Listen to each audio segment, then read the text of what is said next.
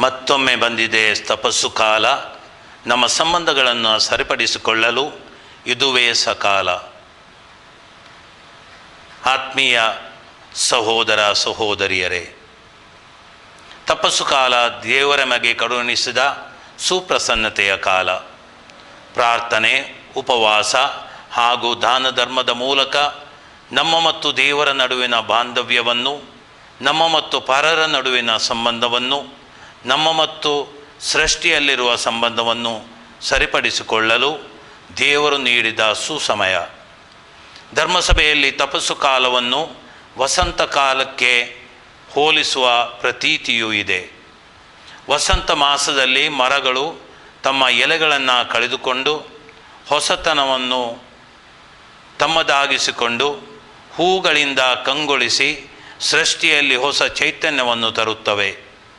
ತಪಸ್ಸು ಕಾಲ ಹಳೆಯ ಜೀವನವನ್ನು ಮರೆತು ತಂದೆಯಾದ ದೇವರ ಪ್ರೀತಿಯನ್ನು ಅನುಭವಿಸಿ ಹೊಸಬರಾಗಿ ಜೀವಿಸುವಂತಹ ಕಾಲವಾಗಿದೆ. ತಪಸ್ಸು ಕಾಲ ಕಂದ ಯೇಸುವಿನ ದರ್ಶನ ಪಡೆಯಲು ಬಂದ ಜ್ಯೋತಿಷಿಗಳಂತೆ ತಮ್ಮಲ್ಲಿ ಇದ್ದುದರಲ್ಲಿ ಅತ್ಯುತ್ತಮವಾದುದನ್ನೇ ದೇವರಿಗೆ ಸಮರ್ಪಿಸುವಂತಹ ಕಾಲವಾಗಿದೆ. ಜಕ್ಕಾಯನಂತೆ ಪ್ರಭು ಯೇಸು ಕ್ರಿಸ್ತರನ್ನು ಕಾಣಲು ಹಾತೊರೆಯುವಂತಹ ಸುಸಮಯವಾಗಿದೆ. ಸಮಾರಿತ ಸ್ತ್ರೀಯಂತೆ ಜೀವಜಲವನ್ನು ಸವಿದು ಪ್ರಭು ಕ್ರಿಸ್ತರನ್ನು ರಕ್ಷಕರೆಂದು ಸ್ವೀಕರಿಸುವಂತಹ ಸುಸಮಯವಾಗಿದೆ. ಸಂತ ಪೇತ್ರರಂತೆ, ಪ್ರಭುವೇ, ನಿಮ್ಮನ್ನು ಬಿಟ್ಟು ನಾವು ಹೋಗುವುದಾದರೂ ಎಲ್ಲಿಗೆ? ಜೀವವೀವ ನಿತ್ಯ ನುಡಿಗಳು ಇರುವುದು ತಮ್ಮಲ್ಲೇ ಎಂದು ಪ್ರಭುವನ್ನು ಆಲಂಗಿಸುವ ಸಮಯವಾಗಿದೆ. ರಕ್ತಸ್ರಾವದಿಂದ ನರಳುತ್ತಿದ್ದ ಮಹಿಳೆ ಪ್ರಭುವಿನ ಸ್ಪರ್ಶವನ್ನು ಆಶಿಸಿದಂತೆ ಪ್ರಭುವಿನ ದಿವ್ಯ ಸ್ಪರ್ಶಕ್ಕೆ ಹಾತೊರೆಯುವಂಥ ಸತ್ಕಾಲವಾಗಿದೆ. ಸಂತ ಪೌಲನಂತೆ, ನನ್ನೆಯ ಬಾಳಿನಲ್ಲಿ ಜೀವಿಸುವುದು ನಾನಲ್ಲ, ಯೇಸುವೇ ನನ್ನಲ್ಲಿ ಜೀವಿಸುತ್ತಾರಲ್ಲ ಎಂಬ ಸತ್ಯವನ್ನು ಜೀವಿಸಿ ಪ್ರಭುವಿನ ಜೀವಂತ ಸಾಕ್ಷಿಗಳಾಗಿ ಬಾಳುವಂತಹ ಸುಸಮಯವಾಗಿದೆ. ಇದಕ್ಕೆಲ್ಲಕ್ಕಿಂತಲೂ ಮಿಗಿಲಾಗಿ ನಮ್ಮ ಸಂಬಂಧಗಳನ್ನು ಸರಿಪಡಿಸಿಕೊಳ್ಳುವಂತಹ, ಸರಿದೂಗಿಸಿಕೊಳ್ಳುವಂತಹ ಸಮಯ ತಪಸ್ಸು ಕಾಲವಾಗಿದೆ. ತಪಸ್ಸು ಕಾಲದಲ್ಲಿ ನಾವು ಪದೇ ಪದೇ ಆಲಿಸುವ ಸಂದೇಶ, ನಿಮ್ಮ ಸಂಬಂಧಗಳನ್ನು ಸರಿಪಡಿಸಿಕೊಳ್ಳಿ. ಸಂಬಂಧಗಳನ್ನು ಸರಿಪಡಿಸಿಕೊಳ್ಳಬೇಕೇ? ಸರಿಪಡಿಸಿಕೊಳ್ಳಲು ಅವಶ್ಯಕತೆ ಇದೆಯೇ? ಯಾವ ರೀತಿಯ ಸಂಬಂಧಗಳು? ನಮ್ಮ ಬದುಕಿನ ಸಂಬಂಧಗಳು ಯಾವುವು ಎಂಬಿತ್ಯಾದಿ ಪ್ರಶ್ನೆಗಳು ನಮ್ಮನ್ನು ಕಾಡಬಹುದು. ನನ್ನ ಮನಸ್ಸಿಗೆ ಈ ಕ್ಷಣದಲ್ಲಿ ಮೂಡುವ ಸಂಬಂಧಗಳು ಮೂರು. ನಾವು ದೈವಿ ಲೋಕ, ಮನುಷ್ಯ ಲೋಕ ಹಾಗೂ ವಸ್ತು ಲೋಕಕ್ಕೆ ಸೇರಿದವರು. ಈ ಮೂರು ಲೋಕಗಳಿಂದ ಮೂಡುವ ಸಂಬಂಧಗಳು ಮೂರು. ಮೊದಲನೆಯದು ಮನುಷ್ಯ ಮತ್ತು ಸೃಷ್ಟಿಯ ನಡುವಿನ ಸಂಬಂಧ. ಎರಡನೆಯದಾಗಿ ಮನುಷ್ಯ ಮತ್ತು ಮನುಷ್ಯನ ನಡುವಿನ ಸಂಬಂಧ. ಹಾಗೂ ಮೂರನೆಯದಾಗಿ ಮನುಷ್ಯ ಮತ್ತು ದೇವರ ನಡುವಿನ ಸಂಬಂಧ. ಮನುಷ್ಯ ಮತ್ತು ವಸ್ತುಗಳ ನಡುವೆ, ಮನುಷ್ಯ ಮತ್ತು ಮನುಷ್ಯನ ನಡುವೆ ಹಾಗೂ ಮನುಷ್ಯ ಮತ್ತು ದೇವರ ನಡುವಿನ ಸಂಬಂಧ ಸರಿಯಾಗಬೇಕು ಎಂದು ಯೋಚಿಸುವಾಗ ಈ ಸಂಬಂಧಗಳು ಹಾಳಾದದ್ದು ಯಾವಾಗ ಎಂಬ ಪ್ರಶ್ನೆ ಮೂಡುವುದು ಸಹಜ. ಈ ಸಂಬಂಧಗಳು ದಾರಿ ತಪ್ಪಿದ್ದು ಆದಿಕಾಂಡದ 2ನೇ ಅಧ್ಯಾಯದಲ್ಲಿಯೇ. ದೇವರು ಆದಾಮನ ಜೊತೆಯಲ್ಲಿ ಏದೇನ್ ತೋಟದಲ್ಲಿ ವಿಹರಿಸುತ್ತಿದ್ದರು. ದೇವರು ಮತ್ತು ಮನುಷ್ಯನ ಸಾಂಗತ್ಯ ಅಷ್ಟು ಅದ್ಭುತವಾಗಿತ್ತು. ತಿನ್ನಬಾರದೆಂದು ಆಜ್ಞಾಪಿಸಿದ್ದ ಮರದ ಹಣ್ಣನ್ನು ತಿಂದ ಬಳಿಕ ತಮ್ಮ ತಪ್ಪಿನ ಅರಿವಾಗಿ ಆದಾಮನು ಮತ್ತು ಹವ್ವಳು ಮರದ ಹಿಂದೆ ಅವಿತುಕೊಂಡರು. ದೇವರು ಎಲ್ಲಿದ್ದೀಯಾ ಎಂದು ಆದಾಮನನ್ನು ಕೇಳಲು ತಾವು ತೋಟದಲ್ಲಿ ಸಂಚರಿಸುವ ಸಪ್ಪಳ ಕೇಳಿ ನಾನು ಅವಿತುಕೊಂಡೆ ಎಂದು ನುಡಿಯುತ್ತಾನೆ. ದೇವರಿಂದ ಆದಾಮ ದೂರ ಸರಿದ ಪ್ರಥಮ ಕ್ಷಣವಿದು.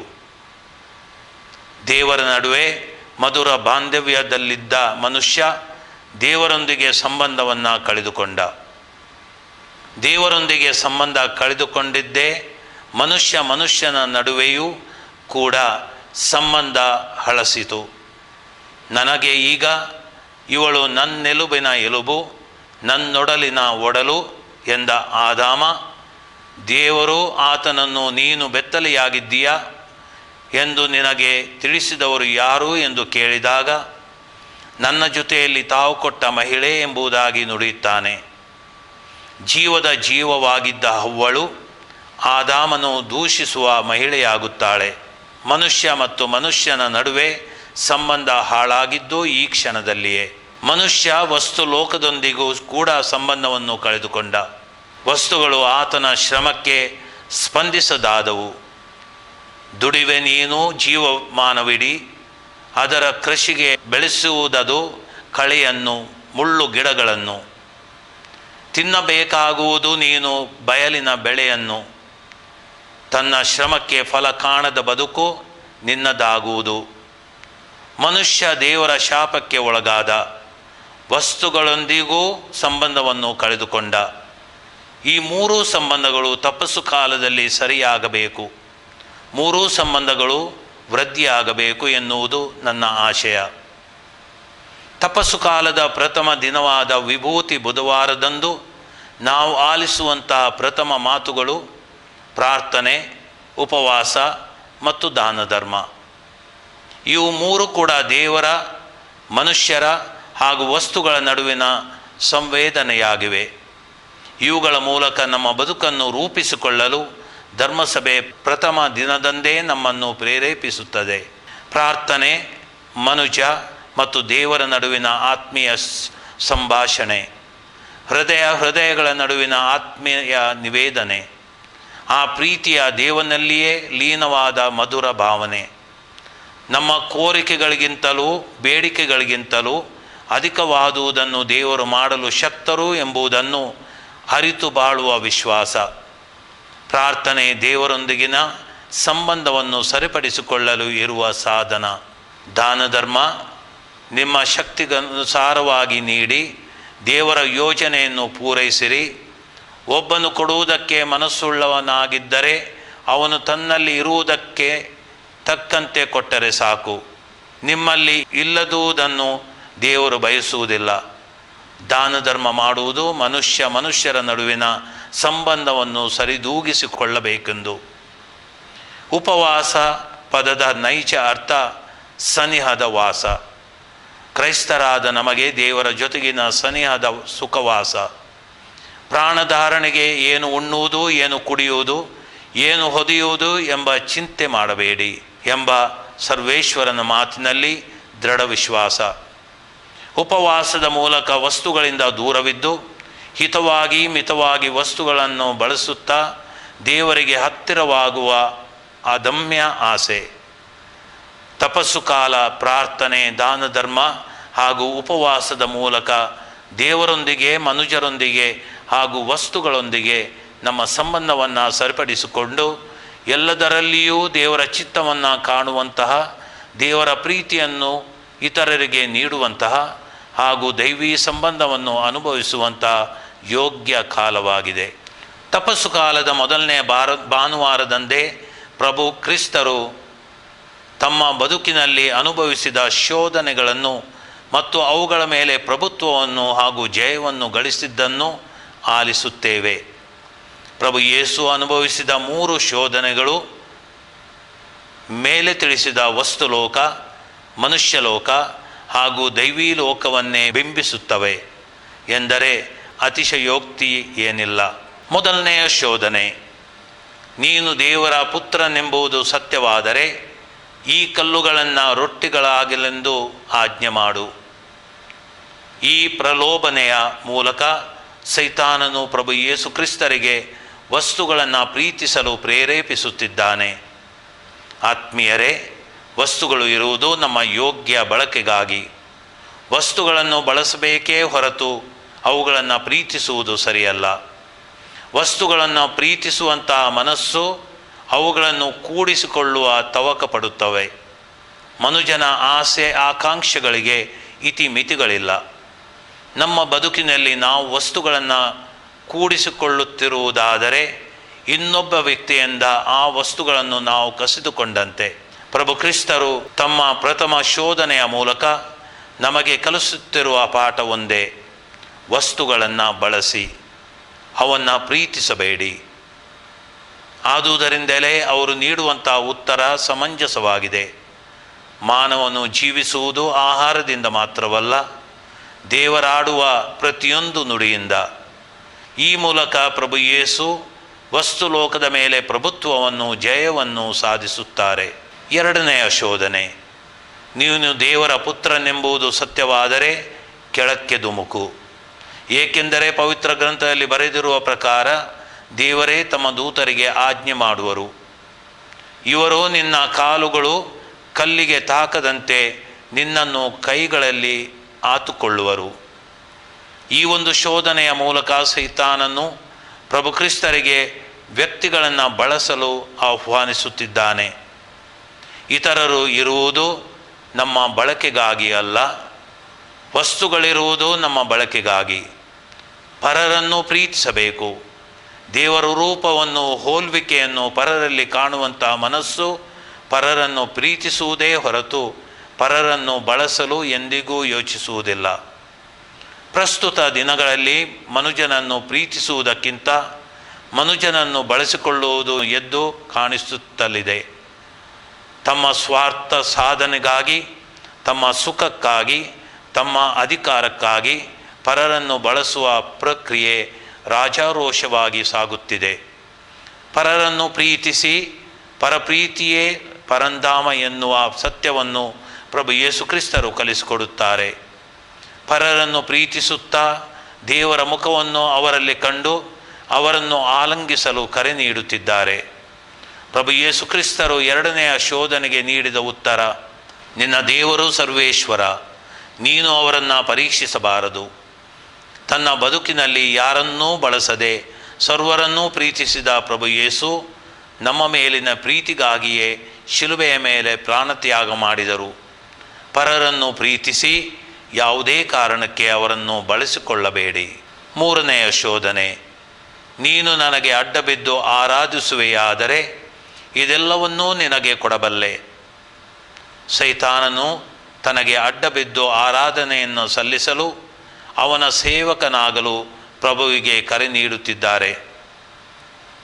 ದೇವರಿಗೆ ಮಾತ್ರ ಆರಾಧನೆ ಮೀಸಲು, ಅವರಿಗಾಗಿ ಮಾತ್ರ ನಮ್ಮ ಜೀವ ಮತ್ತು ಜೀವನ ಸಮರ್ಪಿತ ಎಂಬ ಸತ್ಯವನ್ನು ಪ್ರಭು ಕ್ರಿಸ್ತರು ಮತ್ತೊಮ್ಮೆ ಪ್ರತಿಪಾದಿಸುತ್ತಿದ್ದಾರೆ. ದೇವವಾಕ್ಯವನ್ನು ಆಲಿಸಿ ಧ್ಯಾನಿಸಿ ಅದನ್ನು ನಮ್ಮ ದೈನಂದಿನ ಜೀವನಕ್ಕೆ ರೂಢಿಸಿಕೊಂಡಾಗ ನಾವು ದೇವರಿಗೆ ಅಧೀನರಾಗಿ ಬಾಳಿದ ಹಾಗೆ, ದೇವರೊಬ್ಬರಿಗೆ ಆರಾಧನೆಯನ್ನು ಮಹಿಮೆಯನ್ನು ಸಲ್ಲಿಸಿದ ಹಾಗೆ.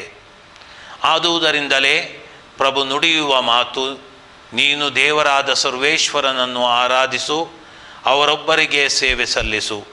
ಈ ಮೂಲಕ ಪ್ರಭು ಯೇಸು ತನ್ನ ತಂದೆಯೊಂದಿಗಿನ ಸಂಬಂಧಕ್ಕೆ ಭದ್ರ ಬುನಾದಿ ಇರಿಸುತ್ತಾರೆ. ಪ್ರಭು ಯೇಸು ತಮ್ಮ ಅಂತಿಮ ಭೋಜನದಂದು ಪರಮಪ್ರಸಾದ ಸಂಸ್ಕಾರವನ್ನು ಸ್ಥಾಪಿಸಿ ಪ್ರೀತಿಯ ಆಜ್ಞೆಯನ್ನು ನೀಡಿ ಹಾಗೂ ಶಿಷ್ಯರ ಪಾದಗಳನ್ನು ತೊಳೆಯುವ ಮೂಲಕ ವಸ್ತುಲೋಕ, ಮನುಷ್ಯಲೋಕ ಹಾಗೂ ದೈವಲೋಕದ ಚಿತ್ರಣವನ್ನೇ ಬದಲಿಸುತ್ತಾರೆ. ಆ ದಿನದಂದು ಪ್ರಭು ಯೇಸು ಕ್ರಿಸ್ತರು ಈ ಮೂರೂ ಸಂಬಂಧಗಳ ಪರಿಕಲ್ಪನೆಯನ್ನು ನೈಜವಾಗಿಸುತ್ತಾರೆ. ತನ್ನ ಶೋಧನೆಗಳಿಗೆ ಹೊಸ ಅರ್ಥವನ್ನು ಕಲ್ಪಿಸಿದ್ದು ಅದೇ ದಿನದಂದು. ತಮ್ಮ ಅಂತಿಮ ಭೋಜನದಂದು ರೊಟ್ಟಿಯನ್ನು ಪರಮಪ್ರಸಾದವನ್ನಾಗಿಸುತ್ತಾರೆ, ತನ್ನ ದೇಹವನ್ನಾಗಿಸಿಕೊಳ್ಳುತ್ತಾರೆ. ತಮ್ಮ ಪ್ರಥಮ ಶೋಧನೆಯಲ್ಲಿ ವಸ್ತುಗಳನ್ನು ಬಳಸಿ ಅವುಗಳನ್ನು ಪ್ರೀತಿಸಬೇಡಿ ಎಂಬ ಸಂದೇಶ ನೀಡಿದ ಪ್ರಭು ಲೌಕಿಕ ರೊಟ್ಟಿಗಳನ್ನು ತೆಗೆದುಕೊಂಡು ಅದನ್ನು ತನ್ನ ಶರೀರವನ್ನಾಗಿಸುತ್ತಾರೆ. ಲೌಕಿಕ ರೊಟ್ಟಿ ಆಧ್ಯಾತ್ಮಿಕ ಶರೀರವಾಗಿ ಘನತೆಯನ್ನು, ಮಾನ್ಯತೆಯನ್ನು ಪಡೆಯುತ್ತದೆ. ವಸ್ತುವನ್ನು ಪ್ರೀತಿಸುವುದಾದರೆ ಅದರ ಘನತೆ ಅಧಿಕವಾಗಲಿ, ಅದು ಲೋಕಾರ್ಪಣೆಯಾಗಲಿ ಎಂಬುದು ಪ್ರಭುವಿನ ಮನದಾಳದ ಇಂಗೀತ. ಎರಡನೆಯ ಶೋಧನೆಯಲ್ಲಿ ಪ್ರಭು ಯೇಸು ಕ್ರಿಸ್ತರು ವ್ಯಕ್ತಿಗಳನ್ನು ಬಳಸುವುದಲ್ಲ, ಬದಲಾಗಿ ಅವರನ್ನು ಪ್ರೀತಿಸಿ ಎಂಬುದಾಗಿ ತನ್ನ ಪರಿಶೋಧಕನಿಗೆ ತಿಳಿಸಿದ್ದರು. ಅಂತಿಮ ಭೋಜನದಂದು ಪ್ರಭು ಯೇಸು ಪ್ರೀತಿಯ ಆಜ್ಞೆಯನ್ನು ನೀಡುತ್ತಾರೆ. ನೀವು ಒಬ್ಬರನ್ನೊಬ್ಬರು ಪ್ರೀತಿಸಿರಿ ಎಂದು ನುಡಿಯುವುದರ ಮೂಲಕ ಮನುಜನ ಬಳಸಿಕೊಳ್ಳುವುದನ್ನು ಬದಲಾಗಿ ಪ್ರೀತಿಸಿ ಎಂಬುದಾಗಿ ಕರೆ ನೀಡುತ್ತಾರೆ. ಮೂರನೆಯ ಶೋಧನೆಯಲ್ಲಿ ಪ್ರಭು ಯೇಸು ಪರಿಶೋಧಕನಿಗೆ ಶರಣಾಗಲು, ಆತನಿಗೆ ಆಳಾಗಲು ಬಯಸುವುದಿಲ್ಲ. ಆದರೆ ಅಂತಿಮ ಭೋಜನದಂದು ಶಿಷ್ಯರ ಪಾದಗಳನ್ನು ತೊಳೆಯುತ್ತಾರೆ. ಪ್ರೀತಿಯ ಇನ್ನೊಂದು ಮುಖವೇ ಸೇವೆ ಎಂಬ ಸಂದೇಶವನ್ನು ಜಗತ್ತಿಗೆ ಸಾರುತ್ತಾರೆ. ಈ ಮೂಲಕ ಪಾದಗಳನ್ನು ತೊಳೆದ ಪ್ರಭು ಯೇಸು ದೈವ ಪ್ರೀತಿಗೆ ಹೊಸ ಅರ್ಥವನ್ನೇ ಕರುಣಿಸುತ್ತಾರೆ. ಪ್ರಭು ಯೇಸು ಸಂಬಂಧಗಳ ಉಗಮಕ್ಕೆ ಮೇರು ಪಂಕ್ತಿಯನ್ನು ಕರುಣಿಸಿದ್ದಾರೆ. ನಮ್ಮ ಸಂಬಂಧಗಳನ್ನು ಸರಿಪಡಿಸಿಕೊಳ್ಳೋಣ. ವಸ್ತು ಲೋಕದಲ್ಲಿರುವ ವಸ್ತುಗಳು ಇರುವುದು ನಮ್ಮ ಯೋಗ್ಯ ಬಳಕೆಗಾಗಿ. ವಸ್ತುಗಳನ್ನು ಬಳಸಬೇಕೇ ಹೊರತು ಅವುಗಳನ್ನು ಪ್ರೀತಿಸುವುದು ಸರಿಯಲ್ಲ. ವಸ್ತುಗಳನ್ನು ಪ್ರೀತಿಸುವಂತಹ ಮನಸ್ಸು ಅವುಗಳನ್ನು ಕೂಡಿಸಿಕೊಳ್ಳುವ ತವಕ ಪಡುತ್ತವೆ. ಕೂಡಿಸಿಕೊಳ್ಳುವ ಸಂಸ್ಕೃತಿಯಿಂದ ಹೊರಬಂದು ನೀಡುವವರಾಗೋಣ. ಮನುಷ್ಯ ಲೋಕದಲ್ಲಿರುವ ಪರರು ನಮ್ಮ ಬಳಕೆಗಾಗಿ ಅಲ್ಲ, ಪರರನ್ನು ಪ್ರೀತಿಸಬೇಕು. ದೇವರ ರೂಪವನ್ನು, ಹೋಲ್ವಿಕೆಯನ್ನು ಪರರಲ್ಲಿ ಕಾಣುವಂತಹ ಮನಸ್ಸು ಪರರನ್ನು ಪ್ರೀತಿಸುವುದೇ ಹೊರತು ಪರರನ್ನು ಬಳಸಲು ಎಂದಿಗೂ ಆಲೋಚಿಸುವುದಿಲ್ಲ ಎಂಬ ಸತ್ಯವನ್ನು ಅರಿತುಕೊಳ್ಳೋಣ. ಪರರಲ್ಲಿಯೇ ಪರಮಾತ್ಮನ ಕಾಣುವ ಬದುಕು ನಮಗೆ ವೇದ್ಯವಾಗಲಿ. ದೇವರ ವಾಕ್ಯವನ್ನು ಆಲಿಸಿ ಧ್ಯಾನಿಸಿ ಅದನ್ನು ನಮ್ಮ ದೈನಂದಿನ ಜೀವನಕ್ಕೆ ರೂಢಿಸಿಕೊಂಡಾಗ ನಾವು ದೇವರಿಗೆ ಅಧೀನರಾಗಿ ಬಾಳಿದ ಹಾಗೆ, ದೇವರೊಬ್ಬರಿಗೆ ಆರಾಧನೆಯನ್ನು ಮಹಿಮೆಯನ್ನು ಸಲ್ಲಿಸಿದ ಹಾಗೆ, ದೇವವಾಕ್ಯದ ಪಾಲನೆಯ ಮೂಲಕ ದೇವರಿಗೆ ಸದಾ ಅಧೀನರಾಗಿ ಬಾಳೋಣ. ನಮ್ಮನ್ನು ಪ್ರೀತಿಸಿ ಪೋಷಿಸಿ ಸದಾಕಾಲ ನಮ್ಮೊಂದಿಗೆ ಜೀವಿಸುವ ದೇವರು ನಮ್ಮನ್ನು ಈ ತಪಸ್ಸು ಕಾಲದಲ್ಲಿ ಮುನ್ನಡೆಸಲಿ. ಮತ್ತೊಮ್ಮೆ ಬಂದಿದೆ ತಪಸ್ಸು ಕಾಲ. ನಮ್ಮ ಸಂಬಂಧಗಳನ್ನು ಸರಿಪಡಿಸಿಕೊಳ್ಳಲು ಇದುವೇ ಸಕಾಲ. ಆಮೆನ್.